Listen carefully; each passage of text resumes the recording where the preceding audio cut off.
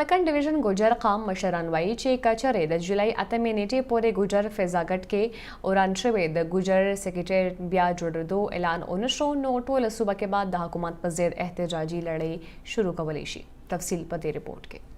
سوات بنګوره کې هنگامی خبري غونډه کې د ګوجر قام مشرانو پر هجوم پریس کانفرنس کې ویلي چې د جون په 15 نیټه صوبایي حکومت فضاګټ کې د ګوجر قام مرکزی دفتر ناقانونه وران کړي. دغه دفتر ځمکې رجسټري او نور قانوني کاغذونه موجود دي. سیکریټریټ کې د یتیمانو او بیوسه خلکو مرستې کېدي او د ګوجر قام په چندو جوړ شوی و. نو موږ به ان شاء الله تعالی د قانون او د عین په دایره کې دون لوی احتجاج کوو چې د هغه احتجاج سیلاب پرانا کې به زما دا یقین دی د الله نه چې ان شاء الله وزیر اعلی به استعفا ورکړي واپس به هغه خپل کور ته راځي ځکه چې د دې قوم د مشرۍ قابله پاتې نشو.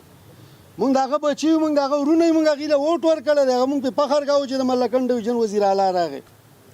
یو بل مشر زیاتوي چې صوبایي حکومت بې بنیاده دغه سیکریټریټ وران کړی او دوی به په ټول ملک کې احتجاج کوي.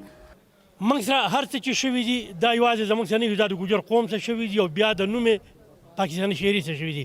په دې کې یوازې د ګوجر قوم فیصلې نه کېدې. په دې کې زموږ سره د سکول کتابونه وو د بړو د ماشومانو. زما صاحب به بیا د علاقې جرګې کېدې. په دې ځای کې هر څه کېده.